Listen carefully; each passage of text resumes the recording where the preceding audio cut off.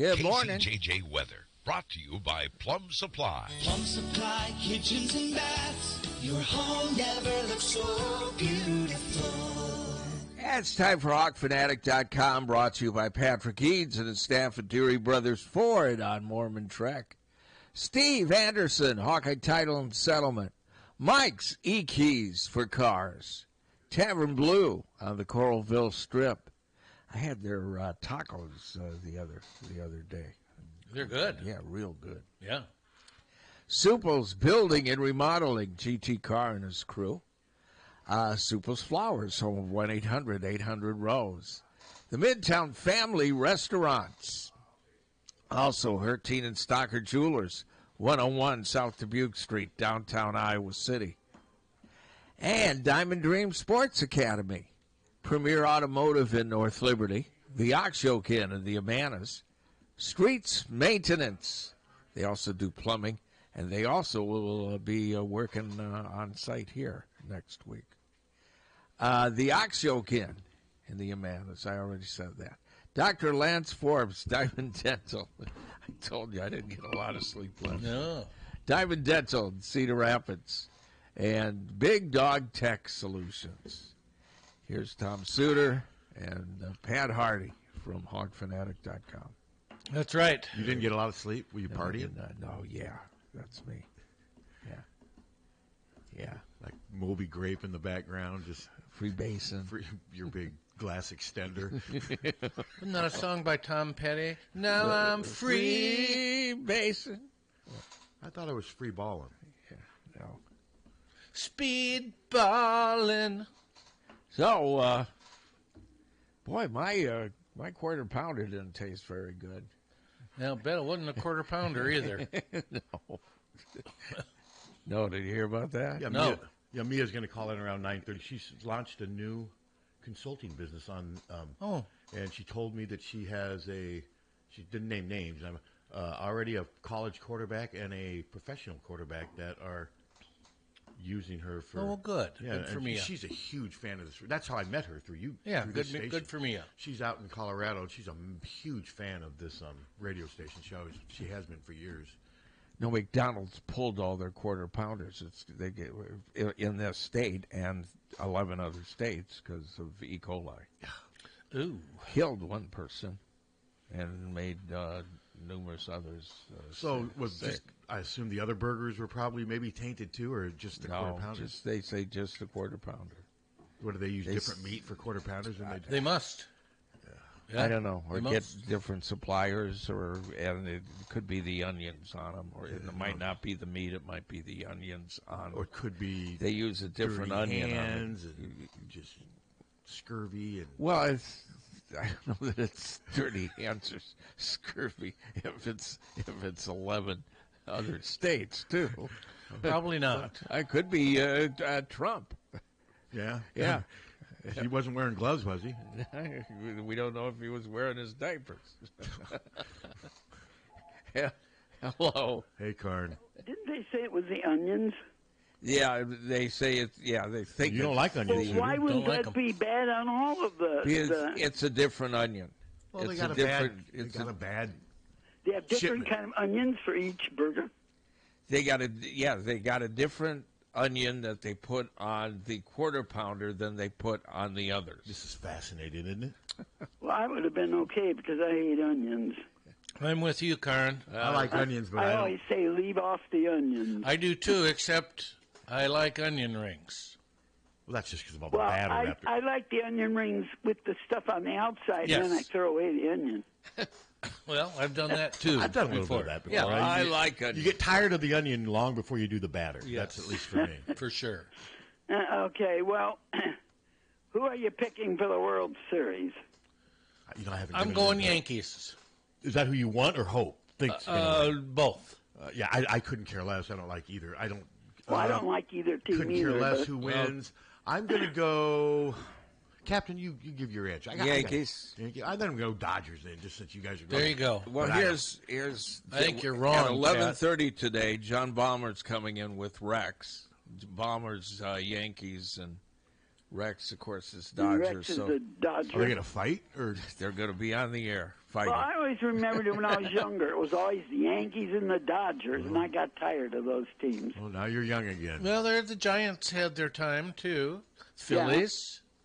But this is back when they were the Brooklyn Dodgers. Yeah. Back when I was like 3.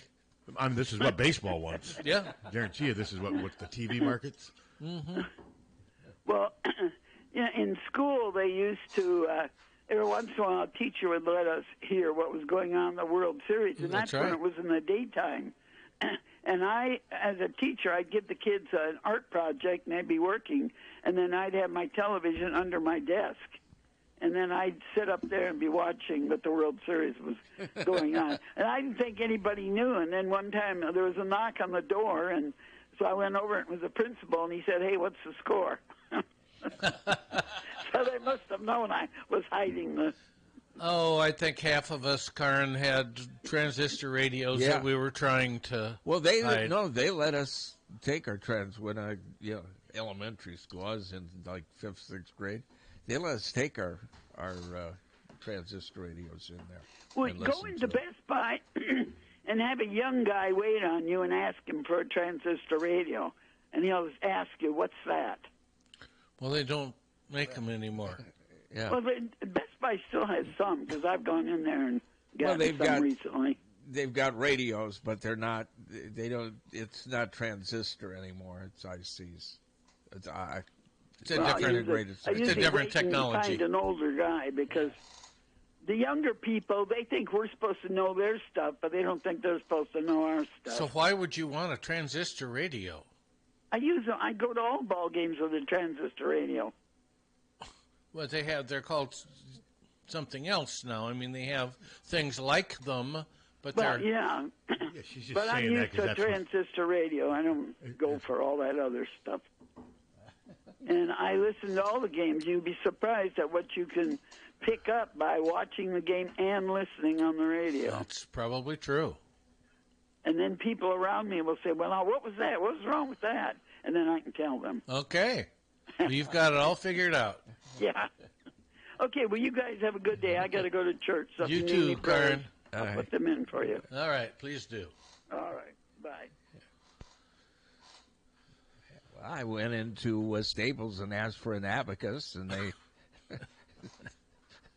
didn't. I called Patrick Eads and asked for a new Model T, and he wasn't able to. I'm going to go home and play. What are the things before cassettes? What were those? 8 tracks? 8 tracks. Play some 8 tracks. I'm going to play some laser discs. I still play CDs. I do too. That's how I listen to most of my music at home is CDs. Yeah. I think what she was saying is, you guys are saying they don't make transistor radios. They haven't for years. But Well, I think what she's got, she has something. She's got a little radio, and she's she's calling it a transistor. transistor. Yes, I think that's. I think we can come to agreement there. Yes, for sure. We can come to an agreement. Yes. There you go. Has it been a good show so far? Oh, one of the best. Well, you're without Hunter. I mean, that's taking away a key piece of the puzzle. Yeah. Well, but you plug in another piece of the puzzle, what Tommy Lang. Next Man In. Is that KCJ's version of Next Man In? It is. Kirk would be proud. Yeah. No, Kirk wouldn't have let... No, he would have made Hunter stay in. Yeah. Oh, God. Stay until the work is done. The best, though, was when, I think it was Leistokow, because I was having problems with my computer that I thought I was getting ready to blame it on our host, but then I realized that it's on my end. I think I couldn't get on the dashboard, and it was just, so I had to listen to Kirk at home because I was trying to get that. Mm-hmm. But I liked the part where I think it was Chad said something about, have you thought about, in addition to just using Sullivan and goal lines, like when you have 3rd and 1s maybe at a different part of the field, like you had at Michigan State and twice you failed to get him with Cade, have you thought about using Sullivan? And Kirk's like, hey, that's a good idea. We may have to. I said in my column, wouldn't you think the coaches would think that without having to be suggested by a guy in the media? You would think so. I thought that was a little odd. And maybe Kirk was just joking, but I don't think he was. It didn't seem like he was. No, I think he was thinking, hey, that's a nice idea. I can see him sitting down there meeting, hey, the guy from the Register just had, what do you think of this? And I found that funny. Don't you, Captain? Yeah. I was laughing. giving Leistighouse some free pub. Next thing you know, he's on the staff Saturday. He's up in the press box calling plays with Lester. But yesterday's press conference with Kirk was just what I thought it would be. Cade's still starting. Yeah. I'll give the guys in the media, the guys that were there, especially since I couldn't be there. They asked fair questions, and they didn't overdo the quarterback narrative because there's only so many ways you can ask her. But they asked at least 3 different times, basically saying, "Okay, how can we ask this? Cade's been so bad in some ways, and you've got this guy from Northwestern who's got some actual Big Ten experience, unlike most of the backups you've ever had in these situations, and you won't play him even when the offense is just." And Kirk's answers were the same. Cade gives us the best chance to win. We evaluate every day in practice. And he did say, well, yes, it's a lot easier to evaluate Cade with what he does in the game. He basically admitted that it's hard to evaluate Brendan, I guess, completely because you don't have enough game to evaluate him on. But he's the reason he doesn't have enough game to be. I just don't understand why they can't give him a series or 2. They can. They can, but they won't. Why they won't? Kirk just seems so against that, and now I understand. I understood last year with McNamara why they weren't going to go to Deacon Hill real fast. We learned that the hard way. Yeah. But I don't think Sullivan's as bad as Deacon Hill was. If he is, then why did they add him? But I also don't think Sullivan is Nate Stanley either. No. And so it's just more. I think Kirk doesn't. The last thing he wants is a quarterback controversy. He has one. I don't know why he wouldn't want 2 decent quarterbacks, both that he can rely on. That's what I don't get. Why does that? He doesn't owe Cade McNamara anything anymore. He owes the team. And if giving Sullivan a chance with McNamara is the best way to win, but I believe Kirk doesn't feel that way now. Kirk still believes absolutely. that sticking with one guy, even if it's Cade, who's not great, that's better than going back and forth, because he must think that if they go back and forth, that's going to cause maybe some dissension. It's going to cause some break in continuity. My response to that, though, is the passing attack is so bad. We don't want continuity. We want something better. But the passing attack is so bad, again, this year, Kirk's way's not working in that regard. No. And the only reason they've won this year is because the running game has been so good because they have a freak athlete in the backfield, probably for just a few more games. But, I mean, let's say next year the running game's not near as good as this year. I mean, I don't know. It's just the whole thing is just I don't want to use the word being sensitive, but it is sort of like insanity. It's like you're doing the same thing over, and he just.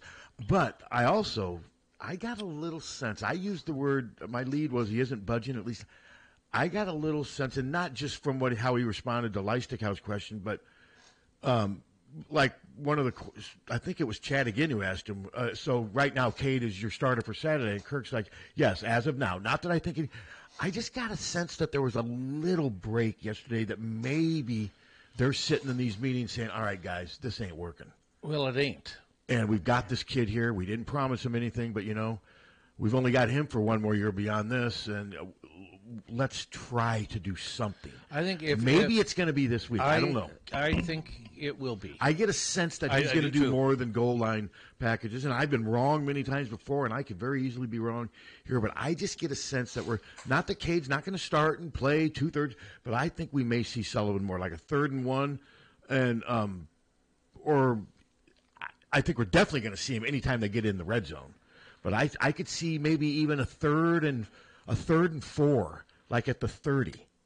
They put him in there and tell him, hey, if you don't see anything right away, run, get that first down. That's what I could see happening, even along with the 3rd and 1s. But I don't, not just.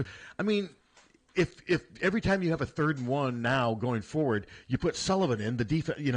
There's got to be a little bit of give and take, a little guessing. But I would like to see him. Let's say they have a 3rd and 4 at the opponent's 37. Where if they don't get it, they're obviously going to try a long field goal or pin it. Where with Cade, he's going to fade back. He's going to look 3 or 4 receivers. If they're not open, it's probably going to do what? Nothing. Or a sack. Or maybe, God forbid, an interception. Yes. And with Sullivan, I think he would quickly tuck the ball. And the worst thing you would have him possibly doing is fumbling with running, but that's way less risk than all the stuff with Cade. But there's also a chance he's isolated on a linebacker and gets 5 yards, first down. How many times have we seen teams do that against Iowa? Hello. A million. Good morning, guys. Good morning. Hey, I've also been wondering, I called yesterday, we were talking about the quarterbacks and why Kirk doesn't change things up once in a while. But and that's his MO, I guess, at Iowa all these years. But Pat, you just said you kind of shake your head and wonder why he doesn't try the backup. And we all wonder that. Well, I just do, in this case, I'm wondering that. I don't normally I wasn't crying for backups during Spencer Petras' time because I knew they didn't have anyone better. Well, I guess my question is, and I don't listen to Coach Francis' press conferences like you do. I'm not in depth like that. I listen to you guys, get a lot of info. Has Kirk ever nailed down why he doesn't want to go with a backup every once in a while? Well, he always says the same, that the guy that they're starting, they evaluate the quarterbacks every week in practice, and the guy that they start every Saturday, they believe, based on their evaluations, what they've seen on tape, what has that player gives them the best chance to win. So right now, Kirk and Tim still believe that Cade McNamara gives them the best chance to win. That's what they say. And Kirk did say, I don't believe him. I don't want to say he's a liar, but he said that Tim ultimately makes the call. Do you believe that, Suter? I don't. I have to believe that. Why? Because I don't think the coach is a liar. Well, I'm not saying he's necessarily lying. I'm saying he's maybe conveniently not being completely truthful. There's a difference there, isn't there, Captain? I think he gives his input on the deal and says, but it's up to you. Yeah. And go ahead. I'm sorry. Go ahead. No, you go ahead. I was just gonna say it kind of. Now I'm going way back, but back to when Brad Banks was quarterbacking, and we only had him for that 1 year, but he was he'd been with the program and for 1 year before that. Just think what you could have done if you'd have had him. He wasn't ready. The year before. He wasn't ready. Brad was there the year before, and we've had him on, and he just said he didn't have complete grasp of the offense in 2001, and he wasn't ready. He said that. He said he was not ready. So that's a narrative that needs to die. But it's been out there for years. I know, and I'm tired of it. Okay. I didn't catch that segment. No, that could be Brad just being the good soldier, and maybe, but I'm just going by what he has told us. He's never. Yeah. Well, and remember, they did use Brad. Tom, you remember they used, of and course. it got worse as the season progressed. Remember when he stepped out of bounds? I mean, and I'm the biggest Brad Banks fan there is. I think his year is still one of the greatest stories ever. But no, there was a big difference between 01 and 02.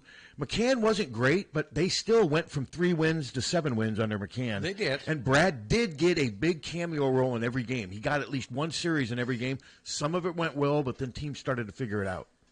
My favorite Iowa quarterback is Matt Rogers. Hey, he was 2-time All Big Ten. I mean, he was good. Won a Big Ten title. Now, is it true that the 1 year Iowa is the only team in the Big Ten that beat both Michigan schools in Michigan? Is that am I just hearing it wrong? Well, they did that. No, that possibly could have happened. Matt Rogers had success against Michigan. Yeah. But I saw him went up to Wisconsin when my brother was living up there. Went up for a game at Camp Randall, and I can't remember the running back who was from the Milton, Wisconsin Mike area. Saunders. Mike Saunders. Saunders, yes, thank you. And we came back at the very end of the game, and yes, I think he flipped it out to Saunders, and Saunders turned it in and Iowa won, I think, like 13-10, something like that. Yeah. But anyway, I'll let. Okay, hey, nice talking to you. Thanks. Yep. Thanks. No, and I didn't want to. But Tom, you were with me. The Brad Banks narrative, that thing. Just, I'm tired of it's just doing that same thing. But that guy was cool about it. I mean, yeah. And hey, I mean, Kirk's not. And I don't want to say that I believe Kirk's lying. I just find it hard to believe that he doesn't have final say about everything. He's the head coach. Well, so you think Brian had final say on who was playing quarterback? Because I don't remember anyone ever saying, "Oh, Brian makes." I mean, he says the position coach decides who plays when. But now, with that being said, Kirk gives his opinion and says, this is what I think should happen. Yes, of course. And maybe he does give Lester more responsibility and more influence than he did Brian because, Lester's more qualified. Maybe that's the case. And maybe in this case he is saying that. But I just and if that's the case, then I find it even – so is Lester just like Kirk, then do you think if Lester, let's say, is it just they found another guy who's that adverse to trying different quarterbacks? Was that one of the when Kirk was interviewing people? Hey, how committed are you to sticking with a quarterback even when they're? I mean, it's just kind of bizarre. I'm with you. I mean, I've always felt that Kirk's or Iowa's substitution patterns at quarterback haven't made very much sense. Well, and they got Sullivan out of the portal. Yes. What do you think? Hey, you come in this first year, we got some great goal line packages lined up for you. I mean, do you think that's what they sold him on? No. I think, this is complete speculation, I think they sold him, look, we got our likely quarterback lined up. What we need you to do is come in. If he gets hurt, you need to step in. I'm sure that was a big part of it. And you will be the heir apparent for 2025 to be our starting quarterback. And that's what I think the selling point was. Yeah, and I agree. I think that was a big part of it, and I think they weren't convinced that Cade was going to stay healthy, and so far he has. And you got to give him credit. Cade doesn't take a lot of hits. No, he doesn't. He doesn't. I mean, I asked him about running. I wished I would have brought my. His answer was interesting. I asked him if I said and I've never thought he was a dual threat. Don't get me. I'm not. No. But at Michigan, he at least could negotiate the pocket a little bit, manipulate the pocket. I asked him. I said, are you more reluctant to run these days? Because, you're coming off 2 surgically repaired knees. And he said no. He just says he's never really been much of a runner since high school. He said, I've never been able to break tackles. I can't make guys. He basically just said that passing has to be his first option because that's what he's good at. Fair enough. And fair enough, but that's a problem, though, when you're playing at this level of football and you're barely 6 feet tall if you can't move. Yeah. Hello. Hey, Cap. Yeah, we're on the outside looking out, and Kirk's on the inside. Yeah. Wait, no. How can we be on the outside looking out? Yeah. Wait. Come on, Captain. You're on the outside. How are you looking out? Yeah. You're what? You're just staring into space. We're looking in. We're outside looking in. Is that what you meant, looking in? He knows the program, but we need a Brad Banks again. Well, Brad Banks is in his 40s, and Brad Banks ain't sitting on. He's not on the bench either. No. Transfer here. Well, he grew up in the sugar canes southeast of Bill Glade, Florida. Yeah. I've been to his house one time. Went and visited his mom at his house. It was fun. And You're kidding me? Yeah, no. When they went down for the bowl game in 2002, when I was working, God, we sent like me and a photographer. We bugged them all afternoon. And his mom once said that Brad said once about his mom. He goes, "She's happy just hearing the birds sing." That's how Brad had such a simple outlook on life. He was a good kid. Now, good young man. Okay. Yeah. He was on the outside looking down. Down at what? Round, I guess. Oh, okay. All right. No, we need more mobile quarterbacks. Yes. Well, I agree with you 1,000% on that. Captain agrees. Captain agrees with you. I agree. Captain agrees with you. 100%. Yep. Very astute. Okay. All right. Have a good day. Yeah.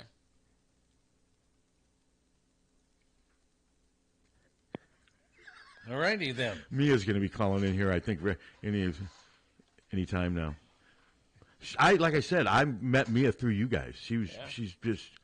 She's been a huge Casey. I know her mother. Mia Richter's mother from Northwest Iowa. Yeah, How do you know Mama her? Mia. Give him one. I mean, he doesn't. We've had some pretty good football discussion. Yeah. And your buddy just called in, and what's his name again? Paul. Your guys' buddy. I mean, he's another guy I met through you guys. Yeah. You guys are expanding my horizons. Quick quiz. All right. Man, whenever I heard that in high school, I was like, ugh. What team has gone the most consecutive games without Iowa. a 300-yard pass? It's all over Twitter. Iowa, Nate Stanley. Yes. It's all over Twitter. So how many games since Iowa had a 300-yard passer? Oh, Nate Stanley in 2019. I saw it on Twitter about an hour ago, but I can't remember the number. 58. Okay. Now, I think, did the phone just ring? Yeah. Is this Mia? Hello. Hi, Pat. Hey, Hi, guys. Hey, Mia. Ask Mia that Mia. question. See if she can answer. Mia. Too late now. Well, she didn't hear it. Did you hear the answer to our Hawkeye trivia question? You know, I did not. I was with a client. Fill me in. Okay. What team's got the most consecutive games without a 300-yard passer in the Power Four, and how many games? Oh my gosh, is it us? I'm afraid that it is. Yeah, no. And how many games? Yes. So how long has it been? How many games? Oh Lord. I'll go with 12. That wouldn't even make the top 10. No, it's 58. 2019. 2019. But later on in the show, I'll discuss what I think is more important. How many times have they passed for less than 175 yards in the last? To me, the 300. Let's say they win and throw for 288. You know, I mean, yeah, no, I think know. the 300. It's an interesting stat, but there's more but telling all stats have. But there's more telling ways to show just how bad the passing again. Mm-hmm. All right, well, Mia, I told these guys you were calling up, and Mia Richter, who grew up in Northwest. What town again? Yeah, I'm from Milford, Iowa, which is right near the Great Lakes area. Yep, right near Okoboji, right near Spirit Lake. And now you're out in Colorado. You used to be a professor at Iowa, but are you still, I mean, you're obviously still, but explain, you've just launched a new endeavor here. You're a new consulting, it's up on Fanatic. And just kind of explain to our listeners what you're doing now. Yeah, so basically, well, first of all, I was listening, and I absolutely love KCJJ. Pat, we've been compadres for a long time. Well, because of the station. When did you start listening to this station? I was telling these guys you've been a huge fan. 2002. Oh. Wow. Wow. Look at that, Captain. Forever and a day. Well, he's putting his headphones on. He over 2 decades of KCJJ. What do you think of that? 2 decades of nonsense, Mia. And I love it. I love it. And even moving to Colorado and living now in Eagleville, which is right near Vail, Colorado, and Beaver Creek. And you are the station I listen to in the morning still. So moved away, but haven't left the KCJJ family. So basically, Pat, what I did in the last 2 years, I recognized that based on my athletic experience and, teaching at the University of Iowa in the sports and recreation management program, and now I work for Purdue in their public health program. But I recognize this sort of affinity for athletes, especially, collegiate athletes and even professional athletes, and trying to help them figure out how to maximize their potential. Mm-hmm. So, like we were chatting about, Pat, the other day, the athletes that I coach, and it's not sports psychology, but it's pretty close. It's not dealing with their actual physical training, but it's everything else that goes on in the world of an athlete to help them be ready to perform on the day. So they all have lives outside of their sport performance, and making sure that their lives are lined up so that they can do what they need to do in their training arenas, on the field, so things like that. I'm just curious, is it just athletes, or have you had other people reach out to you? Oh, great question. Nope, not just athletes. I was thinking we're doing a Hawk Fanatic segment, so it's focusing on the athletes, but no, I actually, right now I have a couple different clients. I have a client whose husband is going through his Alzheimer's journey, so helping her navigate that transition and change in their life.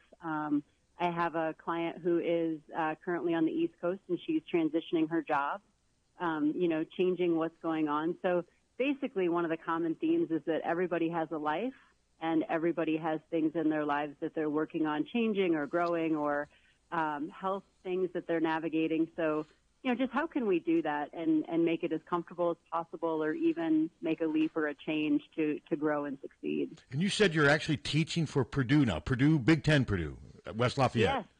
Yes. Okay, yes. well, I'm going to interject some sports here. Tom's going to ask you, you're going to ask her what's wrong with Purdue football, right? Isn't that Mia, what's wrong with Purdue football? Oh, I love it. You may be hearing from some of those players. Yeah, what? I love it. I do have the pleasure of coaching a college quarterback and a professional quarterback, and the more I get to know what goes on in their world, the more I know that I don't understand everything that goes into making decisions on the field. And we know that. Oh, yeah. Of course. Quarterback's a hard position. Oh, yeah. What's going on? And we just don't know. When you say that's what was amazing about Tom Brady, how he made it look so easy. His receivers were always wide open. Always.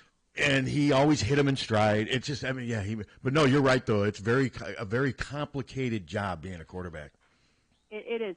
But look at a guy like Tom Brady, and I do not know Mr. Brady. I don't have any association with him, but looking around at sort of gathering his team, That's a guy that managed his business and Oh, still without manages question. his business. Good right? Lord. And continues to. Yeah, no, he's very, So kind of looking at the athlete and looking at the player, and it's not just what they do on the field.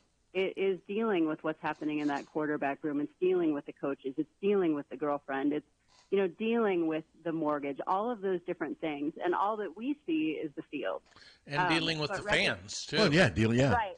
Oh, absolutely. And recognize that what we see, there are so many different layers that go into that moment for that person. Well, and what you're doing is a much bigger, Iowa, I don't think 20 years ago, Tom, they have sports psychologists now. That's a big part of what they have in the sports program. That's a recent development over the years. And a lot of these athletes use stuff like what you do, Mia. They use it because they need that help. They need that support. They do. They really, really do because, and we know it. Think of Pat, Suter, Pat, Captain. We listen to you on the radio, but we have no idea what else is going on in your life, but you still have a lot that we don't know about. And so, and that's okay, and finding the right person to talk with you and listen to you and say, well, what's going on here? What might we do differently? Or is this really, what you're really carrying around with you? And then you're giving us your face that we see or hear. Go ahead. Well, so for our listeners how if somebody's listening today and they're interested, how would they get in touch with you? What's the best way? Yeah, so go to our hawkfanatic.com, and I think that's one of the easiest ways to get there is scroll through. Point. And Pat has a, check she out thinks about that, but I don't. What do you think of that, Captain? I'd like to know how I deal with Pats. Oh, well, Captain, you want to coach that a little bit? How you deal with Pat? Yeah, how do you deal with Pat? One day at a time. My dad would say 1 hour at a time. Or, my dad would say with Mom. Mom would deal with him. So, go to hawkfanatic.com. Your ad's on the right column there. You click on the ad, and it'll take you to your site, right? Yep, take it to the site, and there's a really simple form to fill out. It'll ping me. It'll come to my inbox, and then I'll reach right back out to you. And, basically then we just start the conversation. Okay. Cool. And it's great. So, go to hawkfanatic.com. And Suterman, I do not know what's going on with Purdue. If they need help, they can call. I think part of their problem is they just don't have very good players right now. And their defense. And I'm not sure their coach is ready to be a head coach yet. Sometimes you make the hire that's just not right. But we'll see. What were you going to ask? I have a question to ask Mia. Of course I do. Oh, because, right, we've never – okay, go ahead. All right, so Mia. All right. Beth picks up the phone and calls you and say, Mia, I hear you got a new thing going here, and you're working with Hawk Fanatic, and I've got a problem that maybe you can solve for me. So Beth says to you, look, we got a problem. We need to get some money in here fast, and I need you to book a band, an act, or a singer to fill up Kinnick Stadium. Who is Mia Richter going to hire? Man, I'm so selfish, but my favorite artist is Tyler Childers. So y'all know Tyler Childers at all? No. I've never heard of him. Captain? Okay. I've heard of him, but I don't know. Maybe sort of. What is he? Country? Is he what? Yeah, well, he's a little bit more bluegrassy country style. So I might be one of the only people there, and Beth, well, that's not true. No, I think KCJJ would be there. They'd have Ray there. I think Tyler can do it. I hear a lot of Luke Combs from your athletes. I hear a lot of Morgan Wallen, which is fine. They're new. It's new country. They're fantastic. But give him a chance. I don't think he fits. I'll check him out. I'll look him up. But I've never heard of him. Yeah, I think he'd be okay. Okay. All right. Well, Mia, hey, this was fun. I'll stay in touch, and good luck with this. And if there's anything I can do to help you, you know how to get in touch with me. Thanks, you guys. Love your station. Love your show. Thanks, Mia. Thank we appreciate it. Yep. Bye-bye. Oh, she is. She listens great. every day. 2002. Yeah. Mia's great. So that was Anthony. Oh yeah, she's. That was Tommy. She knows Anthony. She knew Anthony. She liked Anthony. Now her answer was much better than Megan Gustafson's answer was, but much better than Spencer Lee's. Lee's was the worst, wasn't it? Yes. I mean, he did said he first. I don't listen to music, so the theme from Pokemon. That was Would Philip? Yeah, that one did. That was his answer. Megan Gustafson stuck with the pet band twice. We had her on twice, and yes. Why'd we ask her twice? Because she said, "I'm sticking to my gun." You wanted to give her a chance to redeem herself. Yes, I did. And she basically had to take that redemption and but shove the it up worst your. one was Spencer Lee. That was the worst one. Yes. And if we ever talk to Mia again, I'm going to give her an opportunity to rethink. You're not liking Tyler Childers? No, Tyler would fill up half of one of the sections. Maybe. Yeah. Well, if we don't know, would he fill up the English? Would he fill up the English? I'm sure people do know. You know, I don't know if he'd fill up the English. We got to look him up. We got to look him up. I think that's probably more of the. Well, let's take a break. I think that's the size of venue probably that he would definitely fill. So up, should we change our thing from Kinnick to the English? Although no, they don't advertise with us, right? American singer and songwriter. So you'd never heard of him? He's 33. Oh, he's a young pup. Not really. Well, I don't know. I guess 33. I haven't heard of everybody, of course. No, I haven't either. I mean, obviously. He's adding shows in Perth. He's not even playing here. Australia. Captain's looking for reasons to dislike him. He's picking him apart right now. His biggest hit song was Feathered Indians. What? Feathered Indians. Yes. Okay. Remember, Captain, she's a devoted fan. I know. What's wrong with you, Mia? Feathered Indians. It's not even proper. It should be Feathered Native American. His next album, he's going to have a song called Kinnick Schminnick. Let's listen to him. All right. Okay. I thought we couldn't. Oh, I'm sure it's very good. Oh, no, we can't. I thought lawsuits shut you down. Lawsuits, well. Regulations. I don't believe we're playing Feathered Indians. No, because we don't play bluegrassy country. No. There is some bluegrass with mandolins and violin that I like. I do too. My brother-in-law loves it. If you get a good violin and mandolin going with a guitar, I love. Some of the best musicians out there are bluegrass musicians, so no question. And what's Alison Krauss? Oh, yeah. It's just... Yeah, no, you're right. And I know it's old and over, but I can still listen to dueling banjos. I mean, I love it. I mean, you know, the one... I love it.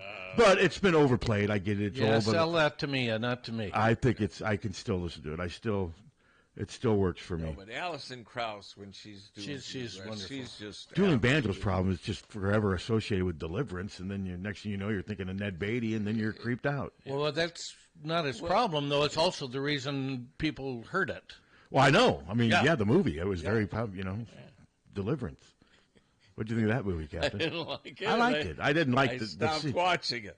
During the Ned Beatty scene? I tell you what, he bounced back. He was in a Rockford episode about a year later.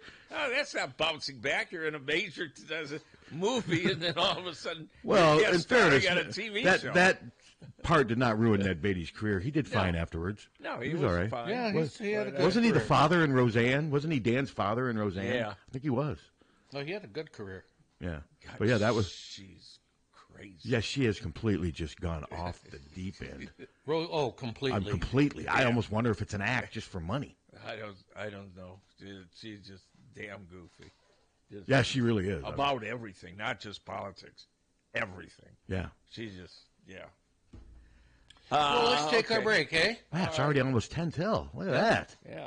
So thanks, Mia, for calling in. That was interesting. Thank and we'll discuss. We'll do some more football discussion and go from there. 1-800-800-ROSE. 1-800-800-ROSE. Your FTD florist is the only number you need to know to send flowers anywhere in the country or Canada from anywhere in the country. 1-800-800-ROSE. It's so easy. Just remember one number. 1-800-800-ROSE. Your FTD florist. 1-800-800-ROSE. Remember... for a gift that your loved one will treasure for a lifetime. Find it at our family-owned jewelry store in Iowa City, Harty and Stocker Jewelers. We can show you diamond engagement rings, colored stones, fashion jewelry, and watches. Our jewelers are on site, so we can design jewelry for that special person in your life. We are Harty and Stocker, serving Iowa City and the surrounding area for 3 generations. Harty and Stocker Jewelers, downtown Iowa City, and HartyandStockerJewelers.com. Ask for Willa, Terry, Tim, or Kate. One of us is always there. Don't wait for an emergency to get a backup for your car keys. Unlike the olden days, car keys have gotten extremely complex. Mike's eKeys for Cars can generate the most technically advanced automotive keys that are on the market today. For spares and lost keys, Mike's eKeys for Cars can produce most conventional transponder, high security, and remote head keys. Mike's eKeys for Cars will keep you on the road. Call 319-330-9185 and schedule an appointment today. Don't wait until it's too late. Call 319-330-9185 today. Hanging lights is a pain. Dealing with blown bulbs, dangerous installations, and the endless rat's nest of cords, there's got to be a better way, and now there is. Illuma Lights Permanent Outdoor Lighting from Big Dog Tech. Illuma Lights provides illumination for every occasion. Holiday lighting, accent lights, security, and of course, lighting for the best season, football season. The Illuma Lights app lets you create your own patterns with color, motion, brightness, and static control over every individual light, or use Big Dog's presets to transform your home or business. The professionally installed track system makes Illuma Lights LEDs virtually disappear until you turn them on. Rated at 50,000 hours, you'll enjoy stress-free convenience for years to come.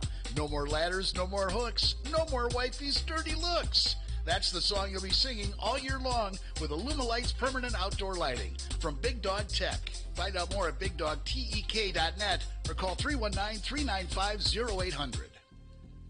Are you tired of living in a home that doesn't quite meet your needs? Then it's time to call the experts at Streets Maintenance. Their team of skilled professionals specializes in renovations and remodeling, transforming your home into the space you've always dreamed of. From kitchen, bath remodels to complete home renovations, no job is too big or too small. Streets Maintenance will work with you every step of the way to ensure your vision becomes a reality. So don't wait any longer. Call Streets Maintenance to schedule your consultation at 400-4483. Let's start building your dream home today. There's a problem here in eastern Iowa. There's not enough Hawkeye fans. I mean, really, shouldn't everybody be a Hawkeye fan? Well, maybe not, but you should be a fan of my team at Hawkeye Title and Settlement. Hi, I'm Steve Anderson, and my team of experts at Hawkeye Title and Settlement know what they're doing. Call us at 351-8600. Hawkeye Title and Settlement, the team you love, the people you trust. Don't let just anyone take care of your smile. At Diamond Dental, you can expect compassion, expertise, and a personalized care plan to protect your teeth for life.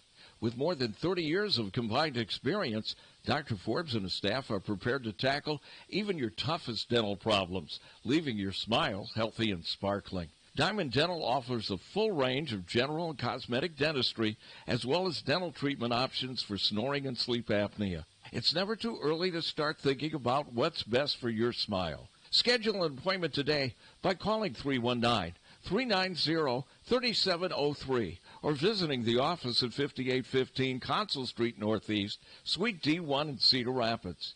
You can also visit DiamondDentalPC.com for more information. Dr. Forbes is a proud sponsor of the Hawkeye Wrestling Club and the Inner Circle.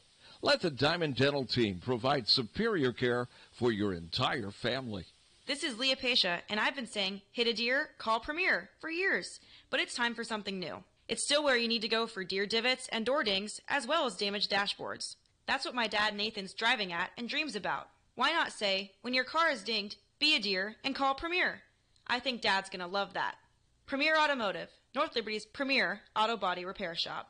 Be a deer and call Premier Auto Body in North Liberty. Looking for the perfect place to host your next private party? Tavern Blue on the Coralville Strip offers your guests the ideal setting that seats up to 80 people for special events ranging from retirement parties, birthdays, University of Iowa departmental parties, dinner rehearsals, corporate events, graduations, baby showers, reunions, and fundraisers. Forget the bland, lifeless hotel ballrooms. Tavern Blue offers 4 private party packages featuring delicious foods, amazing drinks, fun entertainment, a large venue, and easy booking. For more information on your next party room, drop by Tavern Blue on the Coralville Strip or contact them on their website, tavernblue.com. Eat, drink, and play at Tavern Blue.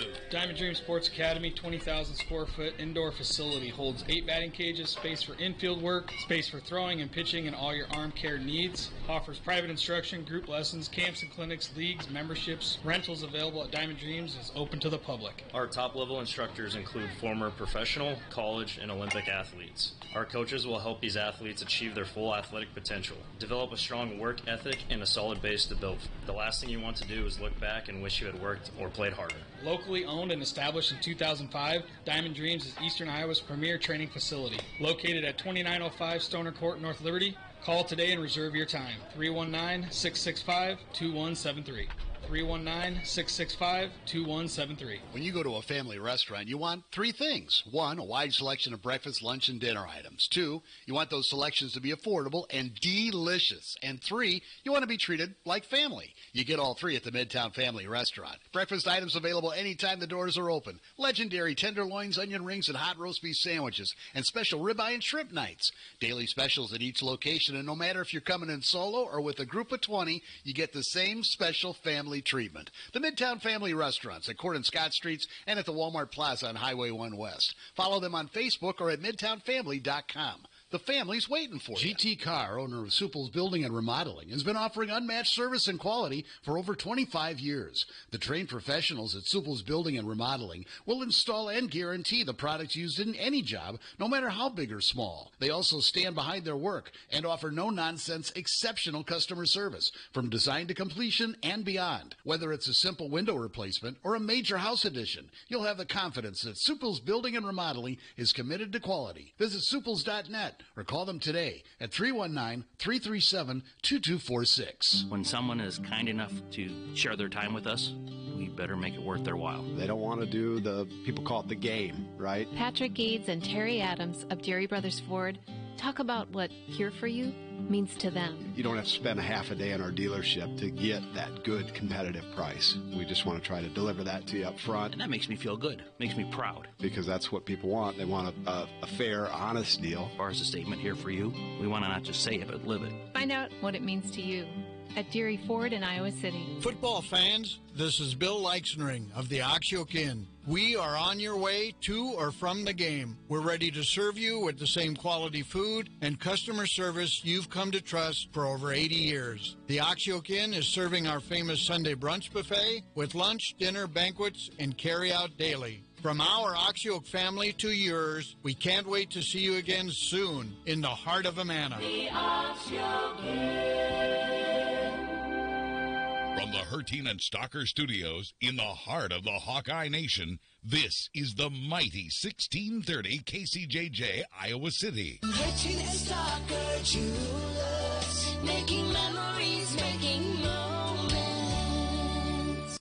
Mostly sunny today. We'll get to right around 63 for a high this afternoon. The wind will be northwest at 5 to 15. Tonight, clear 35. Tomorrow, sunny in the morning. Could see a shower or a thunderstorm late tomorrow afternoon into tomorrow evening. Our high tomorrow, 69. After that, the weekend's looking pretty good with lots of sunshine, with highs in the low to mid-60s Friday, Saturday, and Sunday. I'm meteorologist Sean Cable on the mighty 1630 KCJJ. Currently, it's 51. KCJJ weather, brought to you by Plum Supply. Plum Supply kitchens and baths. Your home never looks so beautiful. My brother lives in Dusseldorf, and German police there busted a pizzeria. If you ordered a number 40, you would get a pepperoni pizza with a side of cocaine. And it was selling really well. Let me guess. That's an expensive pizza, That'd be about $120 for a gram and a 14-inch? Yeah, probably. Yeah. I don't know. €120. It doesn't say how much it would cost. Yeah. Yeah. I'll have the number 40, man. But, I mean, to me, pizza and cocaine doesn't, I don't know. What do you think about that, Captain? It's the number 40. Pizza and cocaine? Pepperoni pizza goes with everything. Good song. Waylon Jennings, wasn't it? Pizza and cocaine? Yeah, something like that. Yeah, but cocaine supposedly doesn't make you hungry, does You it? could exhume Waylon Jennings and he'd get more people in the stands. You guys are just going to beat. No. Devoted listener for over 2 decades, and you're just beating her down. I love her. I think So you think she's great. All right, who would drive more? more? Tyler Childers or Roger Waters? Who would bring more? Well, Roger Waters would bring more, but he'd also drive way How more. many people do you think would show up for Roger? If Roger Waters just, I'm going to Kinnick Stadium and I'm going to play 2 nights, how many people do you Well, think would you go? You know, well, I wouldn't spend $300. No, See, if you wouldn't go, then that says a lot. I would because not you're a spend huge $300. fan. I'm a huge fan of Pink Floyd, not Roger I would Waters. I know say that's that kind of a. he- See, I wouldn't go on a bet. Well, you wouldn't go on. He'd have close to 50,000. Because a lot of my Yeah. a lot of my favorite parts of Pink Floyd are David Gilmour. Yeah. I like his voice better. But he put together a musician. I get you. No, it would be great. I just don't. I don't think I would spend $300, $400, $500. I mean, see, when we ask that question, we don't ever really put how much would it cost. No, of course, because that would make it too complicated. But Yeah. so you think Waters would fill it out? No, not fill it up. But drop 50? About 50, 40. I don't think You're an hour into the show, and all of a sudden you close. He would fill up Extreme Arena easy. He'd easy. Oh, that, no. Easy. That that fills like 5,000. Yeah, that is. He would fill up. There'd be at least 5,000 there just to heckle him. He would fill up Powerhouse in Cedar Rapids. The Englert. What if he plays at the Englert? Just starts yelling at people in the balcony. Good acoustics. Yeah. Get out of here, you commies. Well, that's the whole thing. You don't know whether he's a libtard or he's a right wing. Well, he hates Biden, right? He hates everybody. Does he hate Trump? Yes. He hates David Gilmour, doesn't he? Yes. He hates David. No, he's a jerk-tard. No, what he honest to is. God, you don't know where he is. He's just goofy. He likes Putin, but he doesn't like Trump. But he does like Putin. But no, he was huge. But David Gilmour, the guitar sound from David Gilmour, and his voice are my 2 favorite parts of Pink Floyd. But Waters wrote most of their stuff, and Okay, he what did if most. they got Queen with Adam Lambert? What do you think it'd do? You think he'd fill up? I'd be, 70,000, or let's say with a concert thing, maybe 50,000. Yeah. Yeah, it'd be close. What about an angry, drunken Van Morrison and him not wanting to be there? Maybe 30, maybe 20. And the less the better. That's his theme. Yeah, the less the better. What the hell are you doing here? No, I think Pink Floyd would. Pink Floyd would sell it out for sure. If they got together Well, again. if Roger Waters, he goes out with the band and does Pink Floyd. It's not. But like he doesn't have David Gilmour and Nick Mason. No, with him. he doesn't. But you're got, right, though. The sound is, But what if the big pink pig goes floating up in the sky? And that's him. He's the pink pig. He owns. Oh no, I know. Yeah. When thing, I remember at Cyclone Stadium, this big, massive pink pig. Listen, people are going to see Foreigner, and they filled Didn't they up just get inducted into the Hall of Fame? Wells Fargo, now Casey's. Yeah. And they haven't been Foreigners since '89. Right? And you saw now Wells Fargo's now the Casey's Center? Yeah, the Casey's What do you think Center. they're paying him a year? Did it say? I didn't read the article. Didn't say. But it's got to be a lot. You mean in Des Moines? Yeah, it's no longer Wells Fargo. It's Casey's? Casey's. And they're going to serve Casey's pizza. That was the first question asked. That's the Register wrote the story. The first question, well, are they going to serve pizza? And they're like, yes, they will be serving Casey's pizza. Yeah. Damn good pizza. It Oh, sure it's is. great pizza. It sure is. So yeah, that'll be the Casey's Center. That's obviously they believe, even though I'm guessing they're spending a lot of money to make a lot of money. That's sometimes what you got to do. So, but yeah, that I did not know who she was gonna. I figured it would be somebody because I knew she kind of liked the bluegrass and the country, and we've just seemed like we've had so many Morgan Wallens and Luke Combses, which she obviously knew because she listens. Yeah. I mean, we haven't had much pop, Drake was a while. The McCaffreys didn't Luca Garza do, but that was a while ago. That was 4 or 5 years. It was. It seems like there's, at least from the athletes that we've been interviewing, a lot more country fans. A lot more people are going country, it seems like. Yeah, it doesn't sound country, though. It's not Marty Robbins, El Paso? No. In West No. Texas. I love his version of El Paso. It's even more than the Dead's version. Yeah. What if one of these athletes says the Grateful Dead? Would you guys be happy? Well, with the Grateful Dead. Yeah, my dad went to 45 of their shows. Wouldn't that be cool? Yeah. Didn't wear shoes at any of them. They couldn't have a game at Kinnick for a year and a half. They'd still Well, be the Dead cleaning in their it. heyday would have filled Kinnick. Oh, with yeah. Gary. Oh, absolutely. But they also would have filled it with a lot of trash. Yeah. I would have been right there. It wouldn't have been clean. And it would have taken 2 weeks to clean the place. Imagine the More bathroom. than that. I'll never forget going in that bathroom in Alpine Valley. I almost cried. Hello.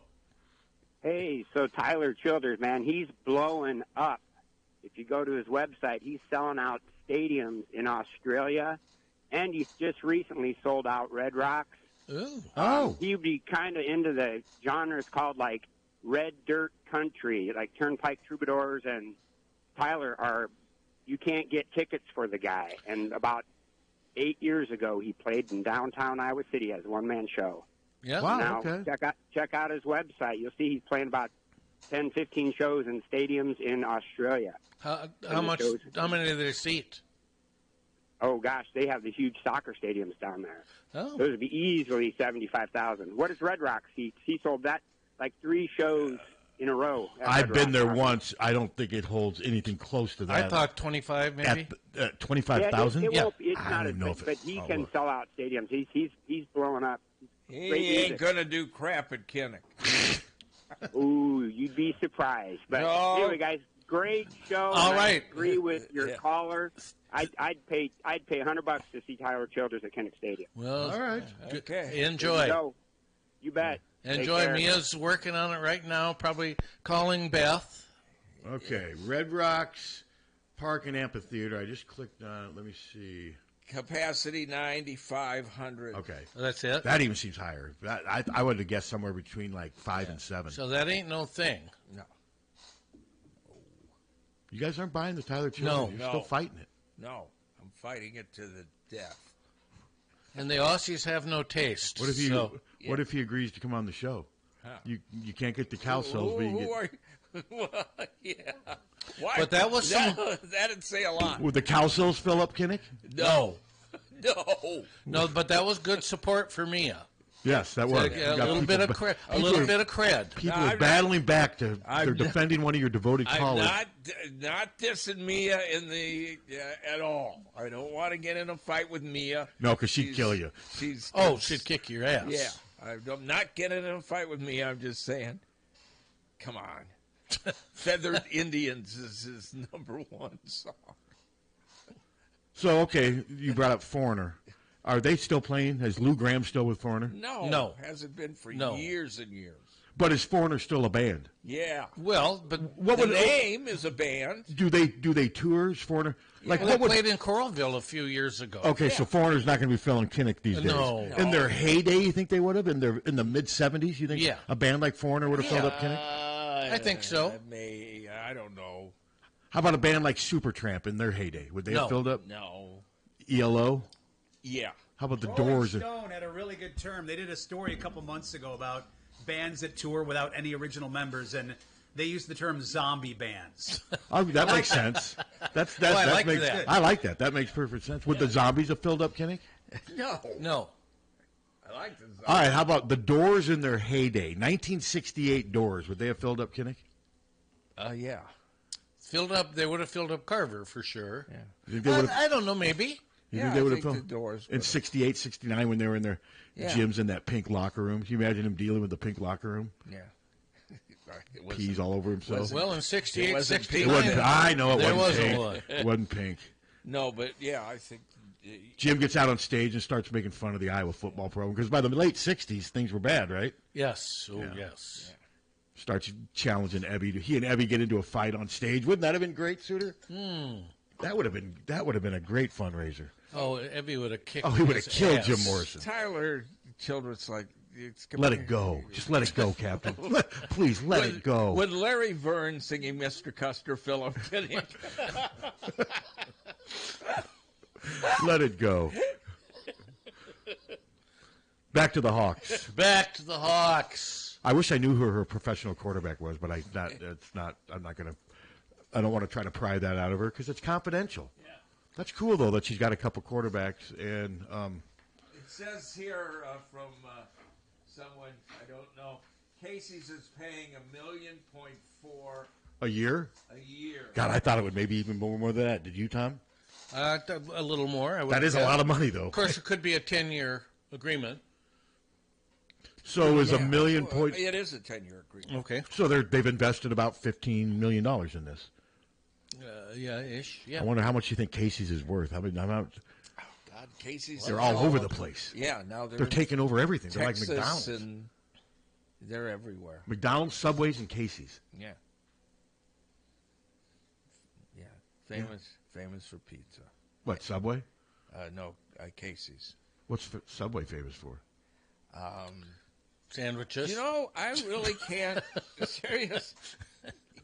Subway has surprised. I don't know if Subway's gotten better or I just. It's just the same. It's okay. It's convenient. Pretty good. Yeah. Convenient. I mean, it's not bad. And you make the sandwich. It's a good sandwich. Yeah, it's fine. You get as many veggies and stuff as you want. Every once in a while, the bread can be a little stale, and sometimes the meat's a little tasteless. But other than that, it's great. But I go there all the time. They know me there.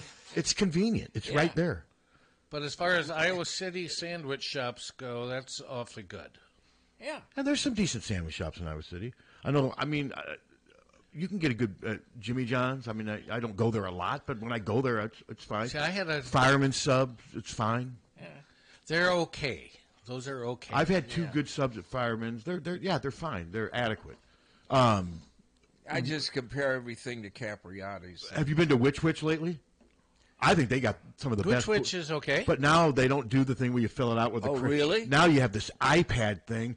And when I went and did my order, I screwed it up to where all I got was bread and turkey. Why can't you just tell them what the hell you want? You have to fill it out. I'm not filling it there's out. Different screens. You hit continue, and it's just insane. And I know I'm an idiot. It's like going to the hospital, and you got to fill. Well, then when I got my order, they showed me. She started making I'm like, hey, I'm looking at my order. I know I'm stupid, but I would like some lettuce, tomato. Okay. I didn't put any of that on there. Tommy goes to Harty's yesterday. I had a bit of Harty's. I haven't been there for years. Time.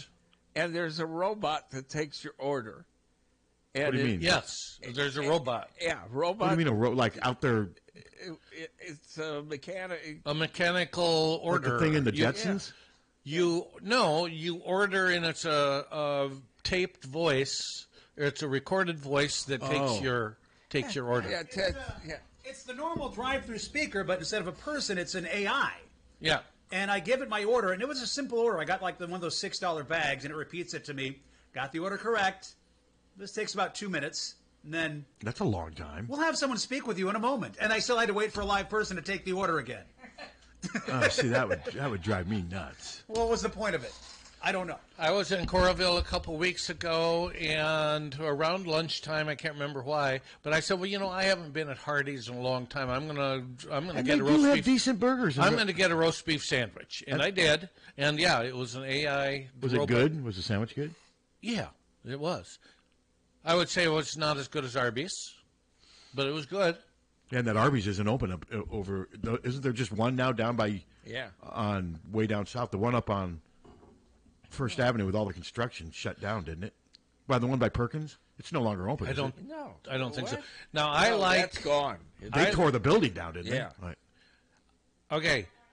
I've got a good roast beef sandwich at Arby's with a slice of cheddar cheese. That's a good sandwich. Okay. I also had at the North Liberty Arby's the worst sandwich I've ever had in my life. What was that? It was one of their feature sandwiches. Beef and cheddar. Beef and cheddar. Just a bunch of melted cheese? A bunch of tasteless melted cheese, and they had some sort of sauce on it that was just horrible. I love Arby's sauce. And I took one bite, and I said, I absolutely can't eat this. And Ann said, well, here, we'll trade. And she gave me her plain sandwich, and I gave her mine. She says, oh, no, I can't eat this. See, what I usually get is a roast beef and then get the Arby packets and pour it. I love the Arby sauce. I think it's great. on those roast beefs. Remember when they had the Big Montana? It was a massive roast beef hoagie. I used to love that thing. They got rid of that now years it's ago. a triple. Oh, now they're tiny. And their sandwiches are tiny like every... I mean... No, their sandwiches are big. No, Oh, the Arby's roast beef sandwich, they're not that big. I had one the other... You get a regular. You got to get... Oh, yeah. No, I guess you're right. I always get a regular. You got to get a double or a triple. Well, I don't need to get a triple. You'd like the regular to be a Well, little that's bigger. the Montana. Is the triple. Well, no, but it's not the hoagie bun anymore. No. It goes up. Or I used to like the Big Montana, but I also don't need that much food. Hello. Hey, guys. Hey, well, two things. First, David Gilmour's, I think he's starting this week on the West Coast. Is I believe he you're coming right. around here at all? I don't think he's coming. I'm not sure the Chicago? closest. I thought I saw Chicago or Minneapolis, but I don't see anything near here. He ain't playing Kinnick. No. Anyway, okay. And you are my information station, you guys, so I wonder what's going in at Billion in Coralville. There's exciting news. Well, it wasn't Billion. It was McGrath. Coralville Superstore. Yeah, McGrath. Okay, sorry about that. Yeah. What's exciting? It just says something exciting is coming here. They closed the dealership. Yeah. And that's a lot to live up to. I went in there to buy a car once, and they couldn't get the thing started. It was a Jeep, and I'm waiting, man. I go, hey, I was going to trade my, what we have, a Taurus. He goes, yeah, in a minute. And then they kept us all day. I go, I'm never going back to there. Kept you all day. They had problems. Yeah, they had big, and then he's going. Well, they tried to give us other cars, and it's like, Cindy, let's get the hell out of here. Oh, excuse me. Yeah, if you can't start the car you're trying to buy, that's not a good sign. It was a Jeep Laredo, and that's the only reason I went. And they go, oh, we're having a little electrical problem. I go, oh, okay. Yeah. Wow. All right. Anyway, hey, I don't know. I want a buffet in there or something, man. Oh, buffet sounds good. Yeah. Tasty tacos.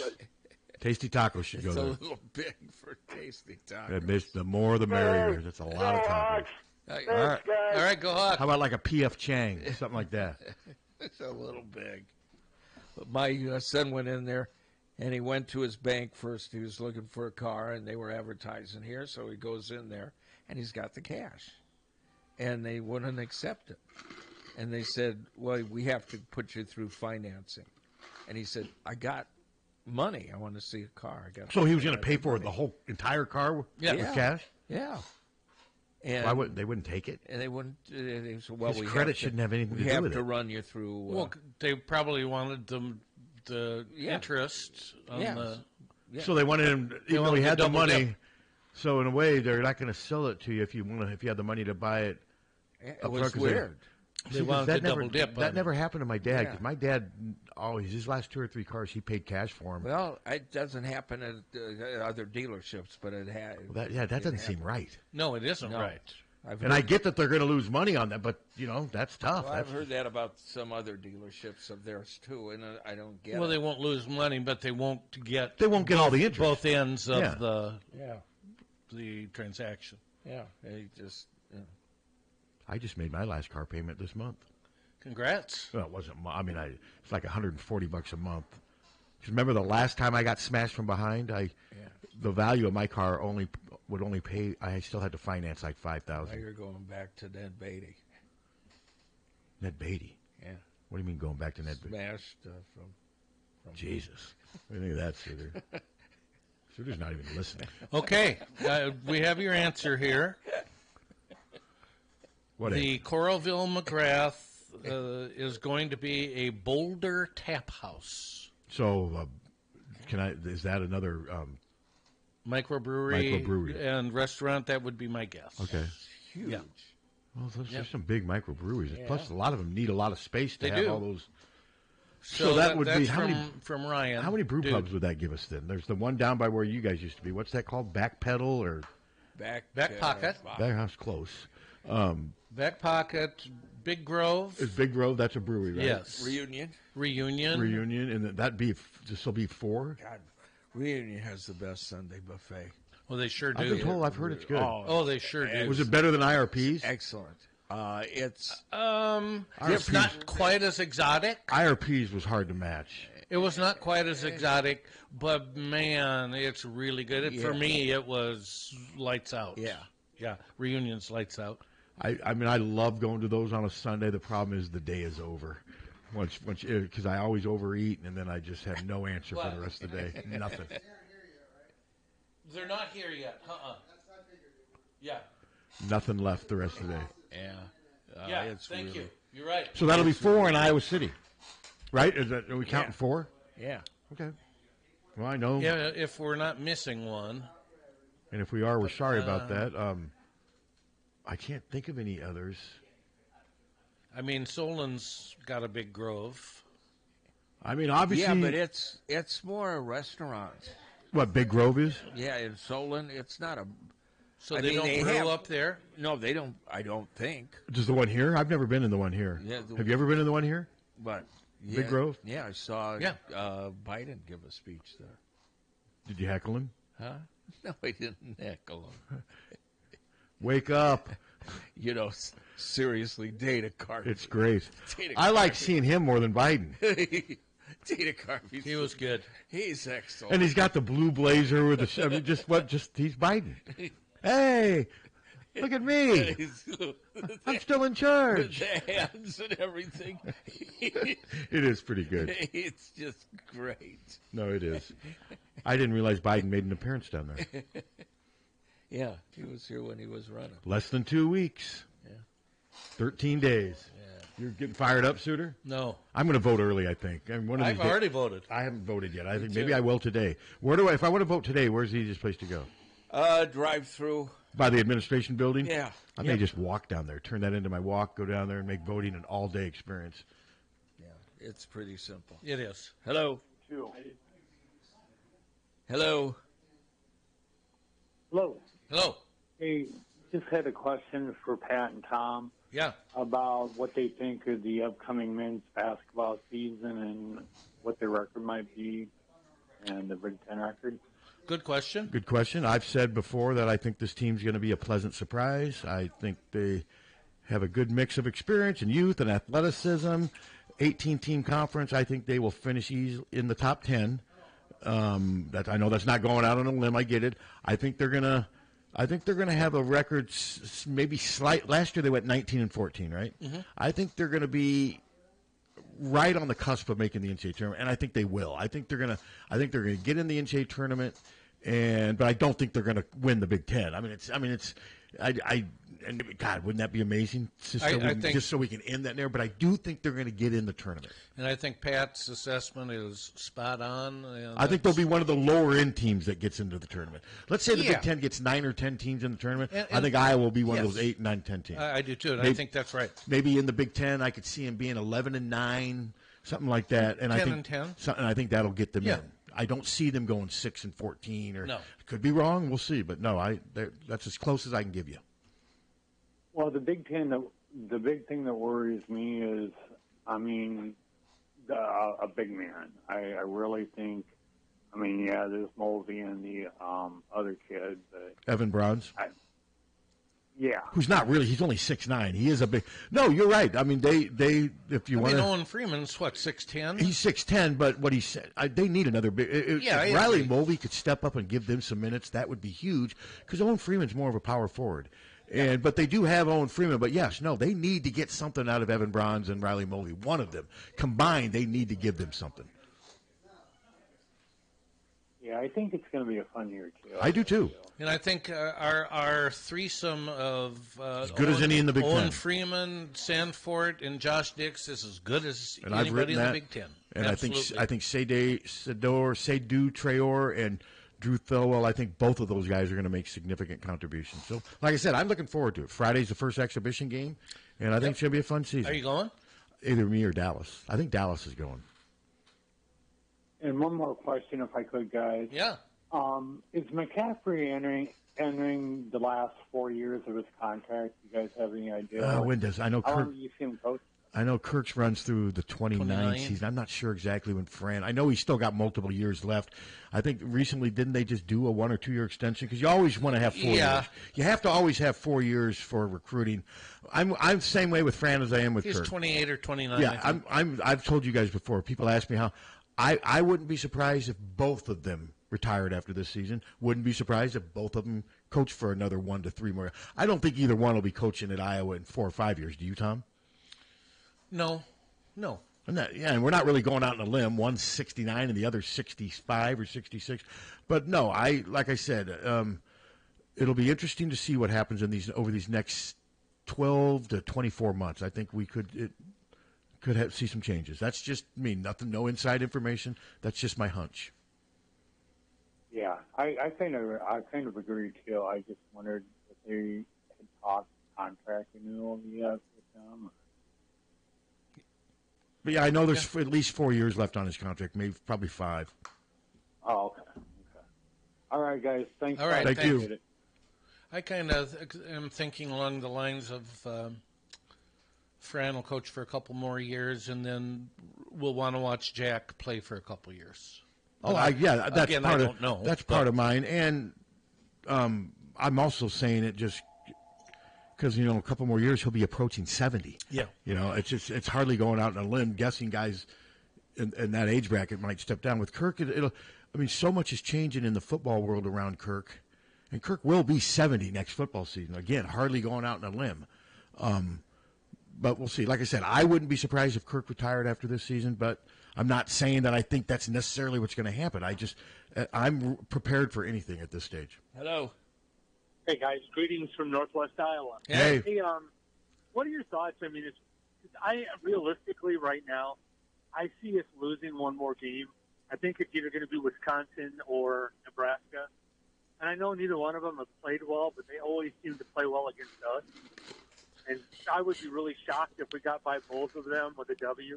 Well, Wisconsin's been playing a lot better the last couple of weeks. 3 weeks in a row. Yeah, they've been playing a lot better. Nebraska just got smacked 56-7. And now they're playing at Ohio State. I'm with you, though. Right now I see 8-4, and that's hardly being a hater. That has them winning 4 of their last 5 games just to go 8-4. And I'm not positive they're going to either. Oh, I'm not overly positive, but they're favored by 14 against a very bad and injured Northwestern team. Northwestern's not very good.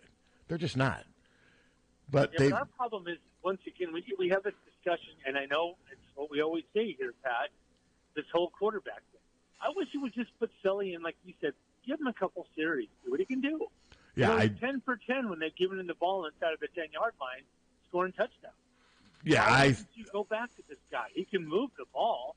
He's a mobile quarterback. I mean, I'm sure you can make plays that would just confuse the heck out of him. We don't know, though, because we haven't seen it. Well, he can move the ball 2 or 3 yards. Yeah, we haven't seen him do anything else besides that. Well, that's because he hasn't been given an opportunity. Well, no, I get that, but so what I'm saying, though, is you can't say he can move the ball without having seen it. We don't know. No. I'm assuming he can. To see him try. No, I'm with you. I don't understand why they don't give him a try. No, we agree with you. I'm not on that. saying demote Cade, bench Cade, whatever. Play Cade, but, just give the other guy a try to see if maybe the changeup helps in that given moment. That's all I'm saying. And everyone's saying that at this stage. Why do you think, I know we've kind of had a discussion about this, but what do you think, what are your thoughts as far as Kirk just not giving up on his quarterback? Well, I still think he believes, from what he's watching in practice, that McNamara gives them the best chance to win, which draws the conclusion that Sullivan's not performing great. And that's the only way I can explain it. Yeah, but, to say he's a great practice quarterback sure isn't showing up on the field. Because he's just, you get flashes of greatness out of him, which is wonderful. I've seen him throw some balls that I've been like, oh, man, that was a beautiful throw. But, man, there's times that, especially the game last week where he had opened 15. Number 15 was open a couple of times. Yeah. And he couldn't hit him. And it wasn't like it was a long pass down the field. And then when he finally does hit him, he goes for some nice yardage, I'm sorry, I don't remember his name. Reese Vanderzee. Yeah, there you go. Yeah, Cade had some accuracy issues. He has all year. And he did have one incredibly beautiful pass to Vanderzee. Yeah, he did. But we look at that and be like, oh, my, that's routine football for most schools. We see a 20-yard down and out and think, oh, my God, did you see that? That's just routine. We've become so desensitized by such mediocrity and throw. No team at the power forward level makes completing forward passes look harder than Iowa. No, they don't. There's nobody. Nope. Maybe Army and Navy, but they don't need to pass.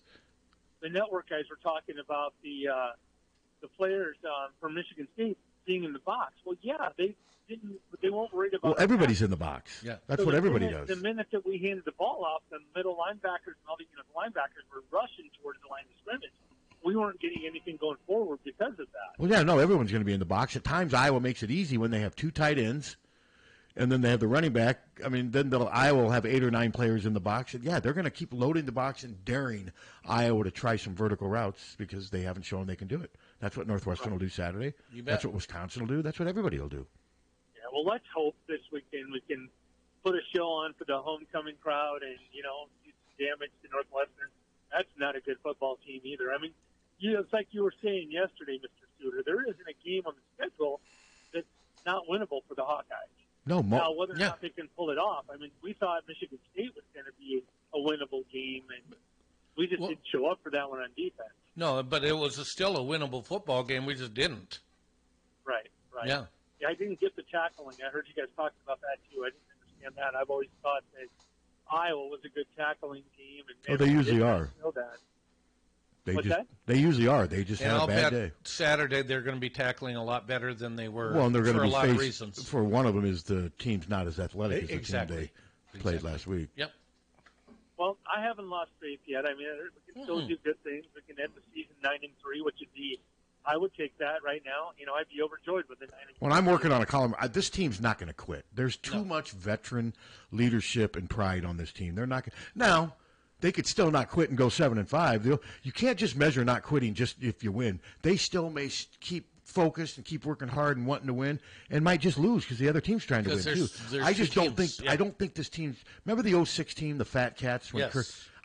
I don't sense that. That was the team. Western Michigan debacle, wasn't it? 06 was that was 07. 06 is when when Tate got benched up at Minnesota. Christensen came in and threw an interception and then they put Tate back in. 06, okay, I remember that. 06 was when they went 6-6, and then they almost beat Texas in the bowl game. But that was Tate's last year. It was brutal. It was not a fun time. He was mean to the media because things weren't going well, and it was fun when he was mean to the media as long as he wasn't mean to you. But he was mean to some of his. He was mean. Remember when he'd yell at him on the field? Yeah. Yeah. All right. Well, hey guys, thanks for taking my call. Like always, thanks. All right. Safe travels. I go across the country. All right, safe travels. Take care, man. But yeah, the quarterback stuff. We've talked about this, Ed.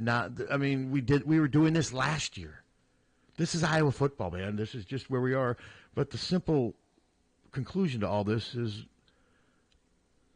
they are struggling to recruit and develop quarterbacks. That's it. No question. That is it, more than anything. The good news about Cade McNamara is that he's hitting on about 60% of his passes, and Deacon was 49%. But other than that, he's not playing a bit better than Deacon did, I don't think. And Deacon, even though he was big and some will say a little heavy, Deacon was much more of a threat to at least gain a few yards out of the pocket than Cade. Quarterback sneak. Yeah. That, and I remember him even rumbling a couple times. Cade just doesn't seem willing to run much at all. And when he asked about it yesterday, he basically just said, that's not an option for me. The best option is for me to look for an open receiver. Well, at this age, at this level, if you're playing quarterback and you are absolutely no threat at all to run, that's a problem. Then you're not helping your team. That's a problem. I agree. That is a problem. And look, now the sun's out. It looks beautiful day. Looks like we're going to have a beautiful day. And one of your favorite bands, right? It's a beautiful day. Yeah, I know the Captain's one of your favorite bands. God. You got a ton of it back there, don't you? White Bird. You think they'd fill up Kinnick? Yeah, would that they? song was nauseating. Would they fill up Kinnick in their heyday? No. What if the doors open for them? Morrison all drunk and angry, wearing like an Iowa State jersey. Would that fill things up? As long as Morrison was drunk, and the minute they stepped on, they would leave. Yeah, they'd go downtown and party with Morrison down at like the Deadwood.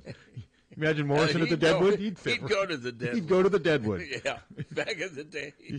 He would have gone to the. Didn't Will Ferrell go there when he was here? Yeah, he did. Yeah, I remember that. So, but yeah, I think they're going to win this weekend, and a lot of I don't have any faith in. And I'll tell you, Northwestern's proved me wrong before, though. They've had times where they look completely helpless. then the next thing you know, you look, wow, did you see Northwestern just beat so-and-so? Yeah. They got to avoid that being one of these games. They're capable I'm of not that. saying that Northwestern's just going to come in here and just roll over and die. No, I just still have a little faith in Iowa. Well, we've already shown that we can lay an egg, and we just saw Yes, it. but I do think that Michigan State's substantially better personnel-wise than Northwestern. Agreed. And I think Iowa's playing at home.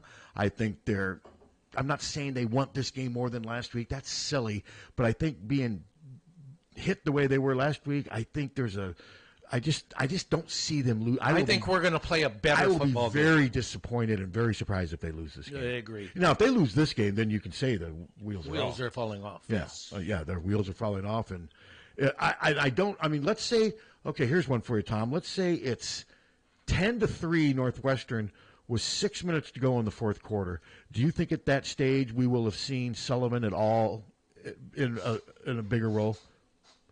At that point, if we have something like that. If it's 10-3 and we haven't seen Sullivan, then the place is going to empty out. Well, empty out, and the ones that are still there will be booing. Yeah, it won't be good. If it's 10-3. As far as the booing, if they go 3-and-out their first series Saturday, it's going to be greeted with boos. The fans are ready. The fans are that quick on the draw? I think they are. Some of them. I think they are, and some of that could be the students. I mean, I'm not. I don't boo my team. Well, yeah, I'm not a booer. I'm not a booer. I've never really understood. I mean, the Fire Brian chants last year, that was just frustration had reached such a head that, that's fans being fans. Hello. Hello. Hi. Yeah. See, I wondered was that Charlie Jones that we had that transferred to Purdue? Yes. And was he the same Charlie Jones that had the top play of the top 10 there? Yes. On Sports Center? Yes. Yep. Okay. I was just curious. Yes, it was. It was Charlie. He left here to go to Purdue because he wanted to help prepare himself have a better chance to play in the NFL. It was a decision that's paid off in spades for him. Yes. Was he highly drafted? Not really, no. But I mean, with the skill set he has as a returner, I thought he was going to make a roster. I mean, he went fifth or sixth round, something like that. Yeah, he played lights out at Purdue. Yes, that decision could not have worked out any better for him. Why he didn't play more at Iowa, I don't understand. That's another one that I just don't get. I don't think there was any conspiracy. I don't know. Okay, thank you. You bet. Thank you. I think that might show you, though, Tom, how disjointed their passing offense is right now, that he didn't develop here and didn't apparently show enough to where, God, we got to get Charlie the ball. He never started. Of course, didn't they at least have Imir Smith, Marset, and Brandon No, Smith Charlie was behind Nico Organi for part of his time. Oh, yeah, you're right. I mean, Smith, Marset, their last year, I believe, wasn't it? I know they were big in 19. No, Charlie, I think they may have overlapped a little bit, but Charlie had plenty of times to play here, and he played, but he was like third or fourth in the rotation. Yeah. And then he goes to Purdue, and he's the Big Ten receiver of the year. I think he was. And he was incredible. Yeah, that decision worked perfectly for him. Well, look at Tyrone Tracy, too. Yeah, he did that as a running back. Now, I've heard that Iowa tried to get him to switch to running back. I've heard that, too. Yeah. And he didn't want to. I know that's been on your the message board there. Yes. But if that's true, then, at least Iowa saw that he had potential there. And if he didn't want to switch and didn't force him to switch, you can't really blame that on Iowa. But yeah, that's another case of leaving here, having it just work perfectly at Purdue. Yeah. I mean, Tyrone Tracy rushed for over 100 yards the other day in the NFL. I never saw that coming. No. So, but no, I still think they're going to win, go 5-3. Then that game. I mean, if they win these next two games, let's say they win out before the break. They're 7-3 going into the break. Things will be feeling better. Now things will feel better. Better. Now, of course, they're not elite. There's no playoff. You'll have to, but I think coping will be a little easier, don't you think? Well, I'm not feeling good about the Wisconsin game, though. I'm not either. But if you force me to pick, I'd pick Iowa right now because it's here. And Wisconsin's 3 games that they've won, they really haven't beaten anyone very good. No, they haven't. We'll see how we do this Saturday. Would I be shocked if Wisconsin, the way they're playing now, came in and beat this 4-3? No, nothing. No. Nothing surprises me now with Iowa. No. They could lose. I think you could say they can beat any of these 5 teams, obviously, but I think on a bad day they could lose to any of these 5 teams. Indeed. What if they lose to Maryland? Can you imagine what that's going to be like if they lose to, and the Maryland quarterback throws for like 480? They carry Brian Ferentz out of the press box onto the field. Maryland quarterback had a heck of a game Saturday. 373. Yeah. He's really good. He is. He made a couple plays with his feet to buy more time. It was impressive. That's going to be such a weird game. And I do think Brian will be up in the press box for that game. I would think so. I mean, they've switched the way they do their stuff now. He was on the field for those early games, but the last two that I've watched Maryland, because I've watched closely, I've not seen him on the sideline. That'll be so much easier. That would be so weird to have Brian and Kirk on opposing sidelines pointing at each other. You're going down, punk. Would you like that? Would you like that? Was that what you and your son would do if you were on opposing sides? No, I don't. Would you be surprised if Kirk head bumped Brian before the game? That would be good. But no, like I said, this. So what's your prediction? 5 games left. I'm right now I'm leaning between 3-2 and 4-1. I think you put a gun to my head, and I will pick. 'Cause I'm a homer, 8-4. So you got him going 4-1. Yeah. Okay, I sort of do too, and I don't know if that's as much being a homer. I think it reflects on the competition. Well, it does. Our away games are Maryland and UCLA. Neither of those teams are consistent. They're not world beaters. No. Iowa has not played well on the West Coast, except the last time for the Holiday Bowl, and they played great. Yep, and that remarkably was 5 years ago. I know. Brian Ferentz was on top of the world then. I remember that. I remember walking off the field right next to him there, and he had just this proud look on his face, and I remember saying, wow, man, he's really got things going now. Things are... Other than the Woodshed game, that was his high point as offensive And then coordinator. it was never, ever the same after that. No. COVID came, that 2020 season got abbreviated. The offense never recovered. No, it didn't. Never has recovered really since. Well, the passing offense. So... All right. So one more question. Okay, for the game Friday, basketball game Friday. Is it Minnesota Duluth, right? Yeah. Are you looking for anything? What will you be looking for? Just everybody seeing what they got going? Yeah, I'm not really exhibition. I'm not really. I guess I'm going to look for how Traore and Thilwell play because I haven't seen them. Yeah, I've seen everybody else. Well, the freshmen, of course. I've seen video of Cooper Koch playing but I've never seen anything much. I've seen Traore do a couple dunks on it. I'm interested to see how much they play, how much. I assume both are going to be a major part of the rotation, if not starting, and to see how much the freshmen play. Because Fran has said he can play 13 guys. My guess is when it's all said and done, I'm guessing he would like to settle on about a 9-man rotation. Yeah, I would think so. I would think so. We'll see. It'll be interesting to see. But yeah, as good as Owen Freeman is, I kind of know his game. I've seen, what Peyton Sanford can do, and I want to see these new guys just to kind of see how they play. So. Yeah. Okay, Suter, question for you. Yes, sober off. Beth calls you up. Okay. And says, okay, I want to help this guy, this friend of mine. Who do you think Tyler Childress would fill up the Deadwood if he was buying everyone drinks? Yes, I think he would. What's he like, Elon Musk? Yeah. Buying friends? I think he would fill up Extreme Arena. Probably. Buying everyone drinks? Oh, then, yeah, he would for sure. Well, he could play at that... He's not filling up Extreme Arena. How about that open spot at Joe's place, where they the band by the window? Yeah. How about that? Poor Mia. You have a good act, they're probably going to fill up. What about that caller who says he's filling up huge arenas in Australia? You just dismissing him? Well, this ain't Australia, for one. Yeah. But why is he way more popular there? It's a penal colony. Don't know. You don't like Australia? It's a penal colony. No, back in the day. Did they change? Yeah, it's been changed. It's been updated. What about all the poisonous animals in Australia? Yeah. I would be afraid of the poisonous animal. Everything down there is poisonous. Yeah. Anyway. The kangaroos are poisonous. No, they're not, but they're mean. They box you and they kick you. Have you ever seen an angry kangaroo? Surly. Yeah, kangaroos can be angry. Would you fight a kangaroo? I like when Sylvester does. Sylvester? Yeah, what are you talking about? The cat, the cartoon. I have no idea what you're talking about. Where he thinks it's a big mouse. And he fights a kangaroo. That probably doesn't end well for... Yeah, no, it doesn't. Kangaroos can be mean. All right, Steve, so then do you think Tyler Childress would fill up the Hilltop? Well, the Hilltop's got a lot of customers already, so probably. So for sure then. Okay. I'm sorry. Poor Mia. I'm sorry, Mia. No, you're not. No, you're not. You're really not. I don't want to. I don't want to offend. I don't want to. You're not going to offend Mia. She's not. She's no.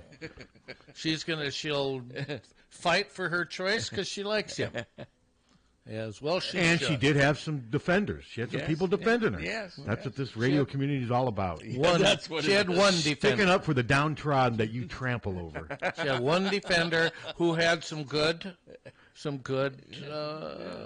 points. You're acting like the enemy is from within. Your callers. Is the enemy from within? Okay, all right. If he can't fill up Kinnick, okay, and the three of us are in agreement there. Could he fill up City High? Yes. Yes, I would say yes. Yes. How many does it hold? I don't know. Well, 1,000. Oh, it holds more than that. City High's football field or the gym? The football field. Oh, God, it holds more than 1,000. Does it? Yeah. I'm not sure how much, though. Steve says no. I remember that game between Bettendorf and City High, and there were people standing on the sideline, but I think they estimated that to be 8,000 to 10,000. So I'm guessing the stadium. Chat room says Tyler Childress could fill up every Blooming Things parking lot. All right. Just turn it on the guy. Neither Tyler Childress and Jim Morrison don't get any respect on this radio station. I'm just kidding, Mia. What about Jim Morrison? He's dead. I know, but he doesn't get any respect. You trample on him every day. I don't trample on Morrison. I mean, if you had Morrison's casket here, he would fill up. I think a lot of people would come to see I do too. Oh, I do too. If you guys had it on display out here, there'd be people. It'd be like, what's the movie? And then you get Senior Wences to open up the casket, and Morrison goes, "It's all right." Field of Dreams, when all the cars are driving up. Yeah. That's what it would be like here to see his casket. Okay. So I think we need to end this. I do too. We had some good quarterback discussion. We did. And so you good music discussion. So you're with me. I just got this weird sense that we're going to see a little bit more Sullivan this week. And I agree with that, and I think the team is going to play much better on both sides of the football. Okay, there you have it. All right. We'll be back on Friday to say the same thing. All right. Tommy Lang, Captain Steve with the police reports coming up next. And HawkFanatic.com. Check it out. It's free. Download the new KCJJ app.